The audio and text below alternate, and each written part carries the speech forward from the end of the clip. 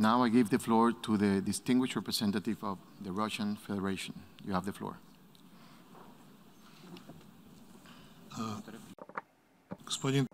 President,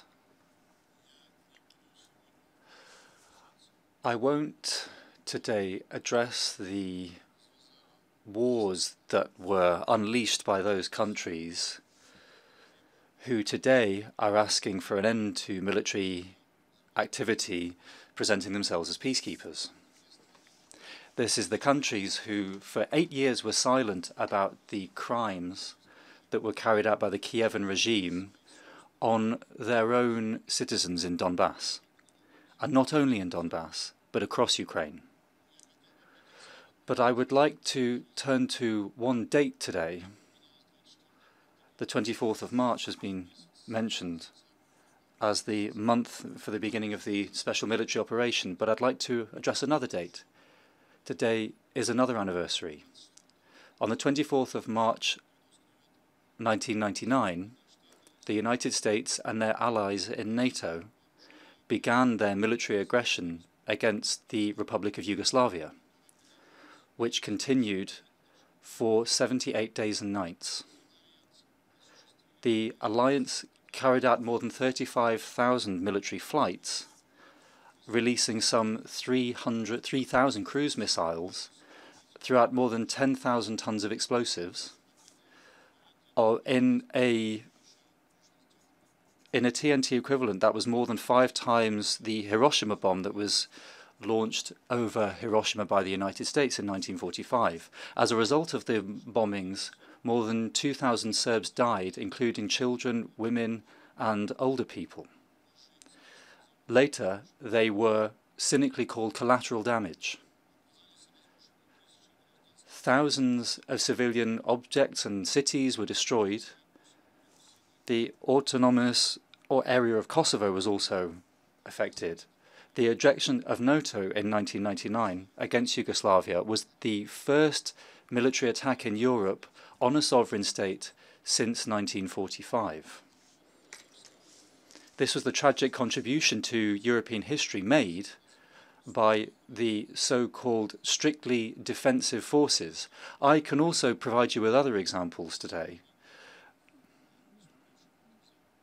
of people who have spoken in this hall. President, I think there's no point going into the details of why Russia has voted against this draft pseudo-humanitarian resolution presented by the Western allies and Ukraine, because it was put forward exclusively to once again condemn Russia and to apply different labels to us as a response to those who were ready to sign to the one-sided view of the situation. We are grateful to all of those who found the bravery to look at the truth in the face of what's happening. The pseudo-humanitarian draft, we can also call it that because our Western colleagues have harped on humanitarian issues, but didn't support the adoption yesterday in the Security Council of Russia's truly humanitarian draft resolution. However, the political considerations won over. The humanitarians have, and the draft resolution doesn't compensate for what's actually happening on the ground. Furthermore, we also must note that there's an unprecedented pressure being applied by Western countries in the General Assembly, and therefore it's once again gone beyond its purview in trying to address questions of the maintenance of international peace and security and violating the UN Charter's relevant paragraph on this in going beyond its purview.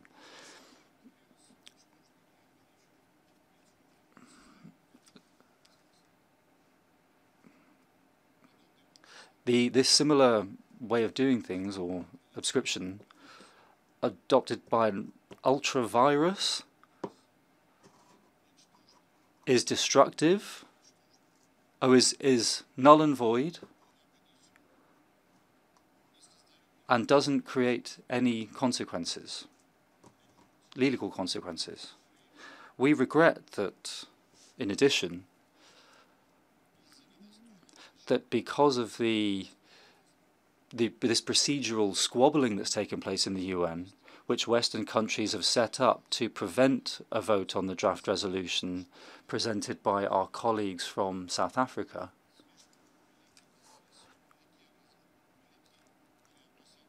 there were so great the fears of our Western colleagues of dealing with a situation where their monopoly on the General Assembly on draft situations on the crisis in Ukraine, with an anti-Russian slant to them, would then be undermined. In working this way, the initiators of this argument have unmasked themselves. We thank colleagues from South Africa for their initiative and for their decisiveness, and also those countries who were ready to support their draft.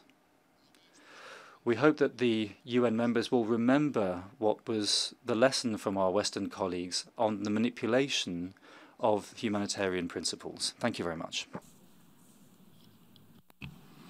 Thank you, Ambassador.